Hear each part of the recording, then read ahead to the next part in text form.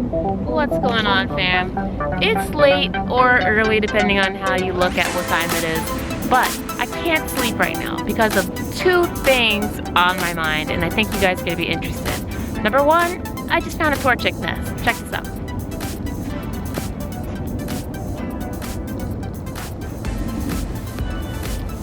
So that's pretty cool. I'm gonna start farming Torchic here and see if I can get a Blaziken by the end of the night. Blaziken is one of my favorite Pokemon, guys, so I definitely want to max it out, especially now that we know Blaziken can learn Focus Blast, which has got to be one of the best fighting type moves in the game. So Blaziken, very valuable, very worth my candies, and very worth my time farming.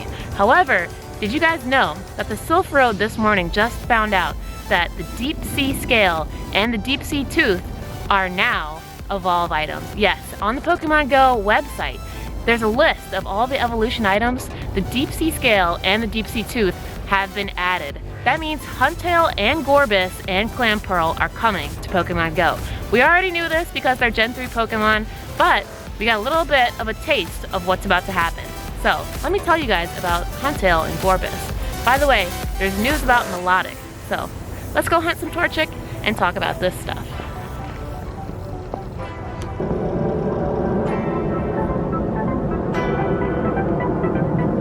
Oh yeah, wait, before we start talking about Milotic and all the other cool new Gen 3 Pokemon, we need to talk about Slaking, guys.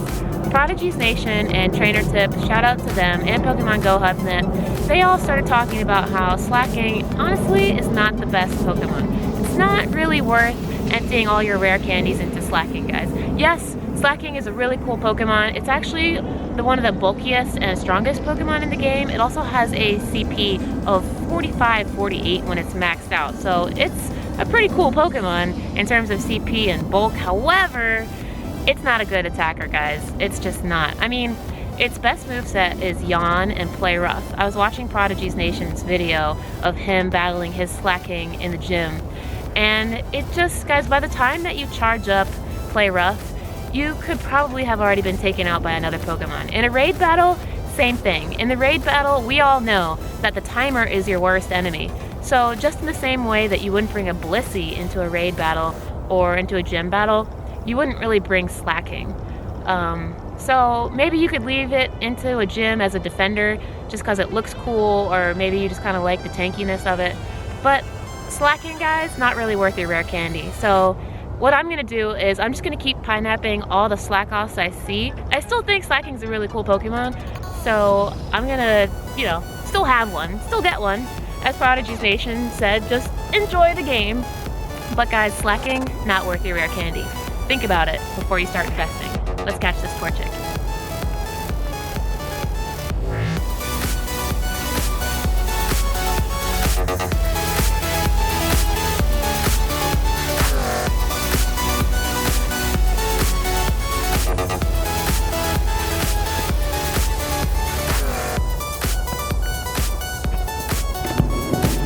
Okay, now let's talk about Clamperl, Gorebyss, and Huntail.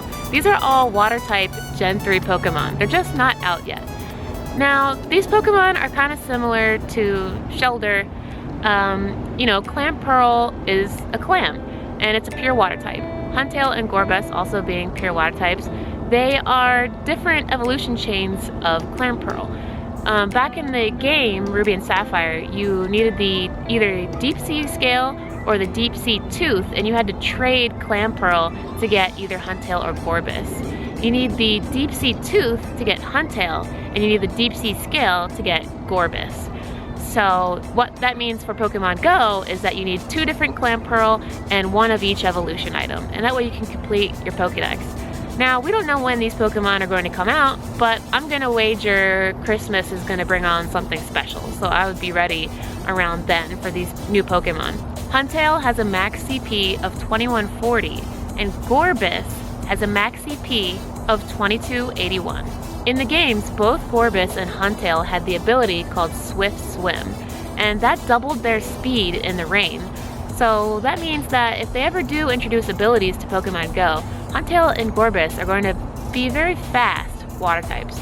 Maybe even faster than Vaporeon, we'll find out. However, let's look at their stats a little bit. Looking at Huntail and Gorebyss' stats right here on the screen, you can see that Gorebyss actually has the higher attack stat and also it has the higher CP. However, I'm highly anticipating that these Pokemon are going to have different movesets. For example, it's pretty obvious that Huntail will have a pretty good Bite Crunch, possibly. Who knows what Gorebyss is going to have. I'm probably going to teach it Waterfall. It's probably going to learn Surf. Really, they're both probably going to learn Surf. But we'll find out. I have all my money on Gorebyss to be the fastest attacker. So let's see what happens when they actually come out and we can get some real gameplay footage. I'll definitely test these Pokemon out for you guys. Pokemon Go HubNet says that both Gorebyss and Huntail fall into the middle tier of water-type Pokemon, so it's not better than your Vaporeons or, you know, now your Gyaradoses with Waterfall. However, these are going to be good Pokemon for you to have. I'm not sure if I'm going to max mine out, but I definitely want to have both. So let's see what happens in the future. But I got one more thing to tell you guys, and let's catch this other Torchic.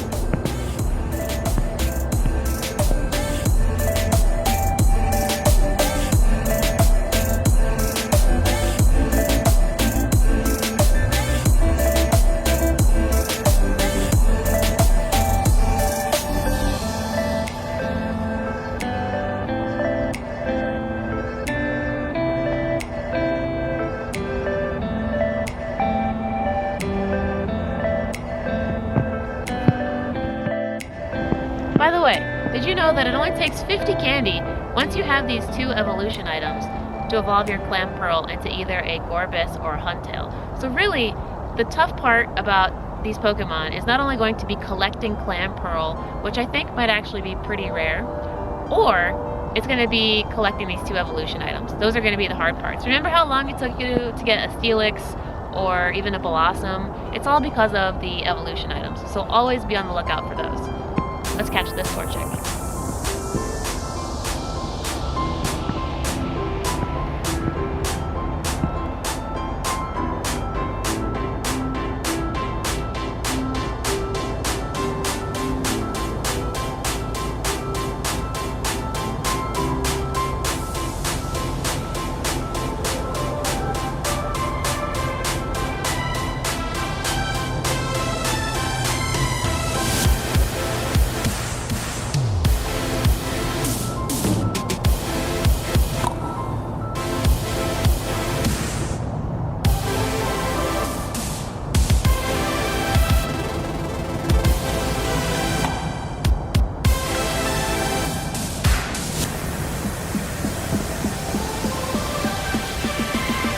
Okay.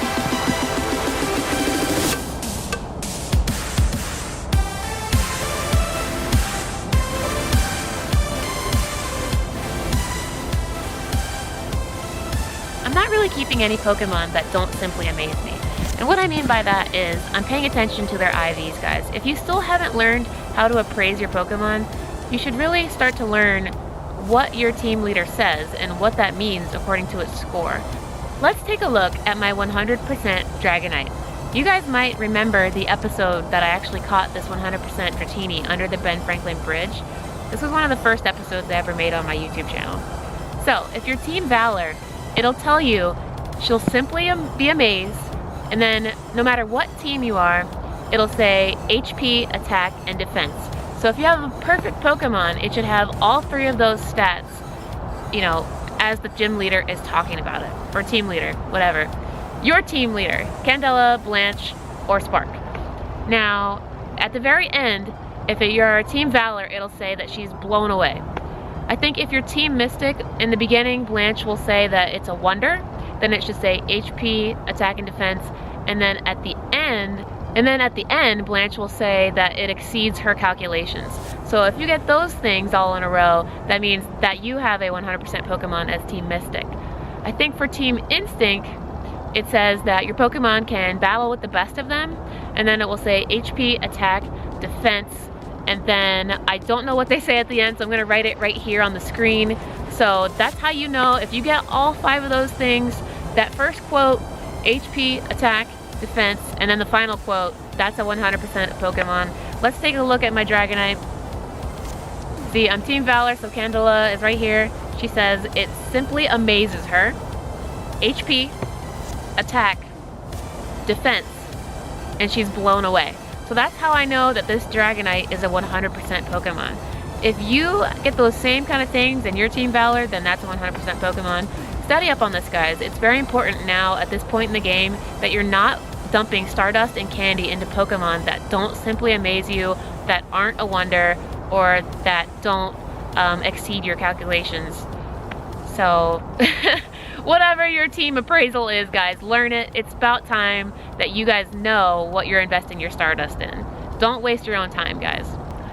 Now, let's talk about Milotic. Milotic is so beautiful. It's kind of like a really, really gorgeous Gyarados. Kind of in the same way, too. I'm actually happy that they didn't make it be 400 candy in the same way that Gyarados was. But Feebas is essentially a Magikarp, guys, and Milotic is essentially a Gyarados, except it's only water type. And it's beautiful. You know, in the Gen 3 games, Ruby and Sapphire, the only way to get Milotic was you had to actually max out your Feebas' beauty stat. And Feebas was an extremely rare Pokemon to get in Ruby and Sapphire, by the way. There was only a couple spots that you could find it inside the game. So I highly expect that Feebas is going to be very rare in Pokemon Go. And by the way, they just announced that Feebas, in order to evolve it, not only will you need 100 candy, but you're going to have it as your buddy, and you're going to have walked with it a certain amount of distance. So I think that's how they equate beauty in this game, guys, Pokemon Go. You need to walk with it, almost like friendship, just in the same way that you do with Sylveon or Umbreon. So this will be interesting. I can't wait to see where Feebas is. I'm curious if it'll be kind of spawning everywhere randomly and very rarely like the way that Ralts or Larvitar are, or if they will be still in water biomes in the same way that Magikarp is. So this is curious, guys, and Milotic is also another middle tier Pokemon in the same way that Huntail and Gorebyss is. So another good water type attacker that you can use in your arsenal. Milotic's max CP is 2967, and this is actually a pretty good defensive Pokemon, guys. The attack stat is a little bit whatever, but I mean, you know, this is another one of those fan favorite types of Pokemon, guys. I'm pretty sure that as soon as Milotic becomes available, we're going to be seeing them all over in gyms the same way that Slaking is right now. So let's get working on our Milotics. But more importantly, let's keep working on our Blaziken, and let's catch this Torchic.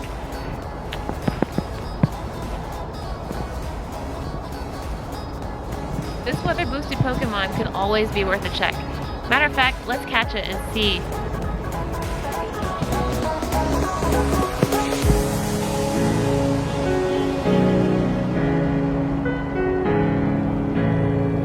Weather boosted Pokemon are always worth checking their ID.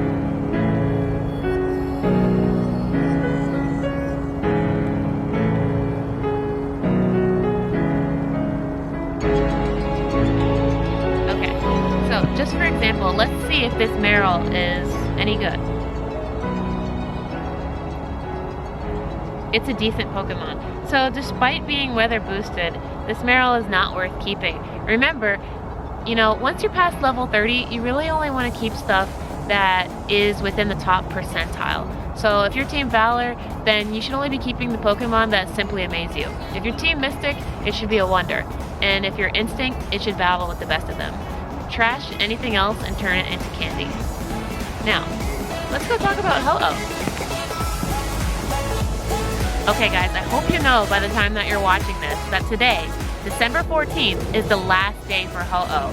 Okay, that means that you need to have a Ho-Oh by the time it's 4 p.m. Eastern or 2100 UTC. And then Ho-Oh is leaving us. Who knows when Ho-Oh is going to be back, guys? However, did you know that Ho-Oh has received a new max CP due to the weather boost? Yes.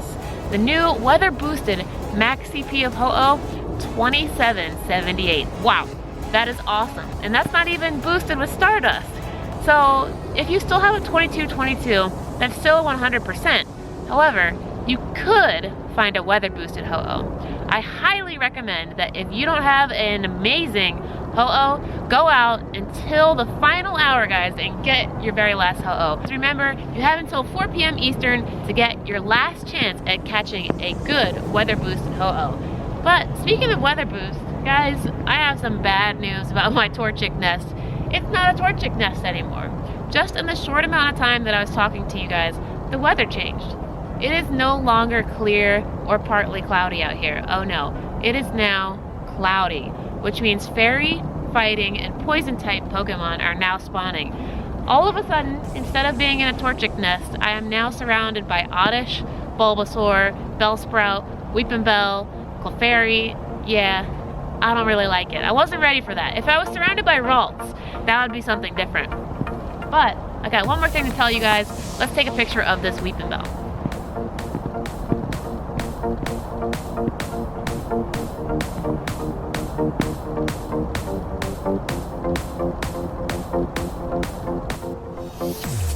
Well guys, it's kind of crazy right now. It's so rapidly changing weather out here. As you can see on the map, by the time I was done catching that Victory Bell, it's already not cloudy anymore. Now it's snowing. Look at this. So now it's benefiting ice and steel types. And look at how cool the map looks. I love how it looks with the snow. It's absolutely fantastic. I think that Niantic really dramatically hit something big here with the weather. I mean, the weather opens up so many doors for abilities, and just like they said, it's keeping the game fresh. You know, I was out here trying to get a nest, but now it makes things a little bit more difficult for nests. So that's interesting. And it also boosts Pokemon like Ho-Oh. So there's all kinds of stuff going on now because of the weather. Let me know in the comments below how you're best utilizing the weather. It's pretty cool. Let me know what you guys think about it. But other than that, guys, I know a lot of people, including myself, are gonna go see the new Star Wars movie today. Wow. So if there's any other Star Wars fans here, let me know in the comments below. Let me know if you're going to the premiere night like me, or if you're gonna go see it this weekend. I promise I will not give you guys any spoilers about the movie. And the other thing I want to tell you guys about is I finally just got a P.O. box today. You guys have been asking, hey, do I have a P.O. box so that you guys can send me like letters or stuff or whatever? Yes, I finally have a P.O. box, guys, and it will be now and forever in the descriptions box. So if you guys want to send me something or whatever, drop me a note into my P.O. box. And I think I plan on going live for whenever I open up my P.O. box for the very first time. So let's all go through my mail together. We're gonna have a lot of fun, and I think it's gonna be some laughs. So guys, I hope that you enjoy Star Wars, enjoy the nest, enjoy Pokemon Go. I'm so excited. Try to get your hands on a good Ho-Oh before 4 p.m. Eastern today. And other than that, let's go catch Pokemon and enjoy Gen 3, guys. I will see you soon. And by the way, I have a sneaking suspicion that we're gonna get a lot more Pokemon later on towards Christmas. If you guys look at the loading screen, there are Spheal, there's Wingull, there's all kinds of Pokemon on there that aren't out yet. So, who knows? Who knows? By the way, you know, Ho-Oh is rotating today, and this video is going to be out before that, but I can't wait to see who the next EX raid boss or Tier 5 raid boss is. Let's go find out.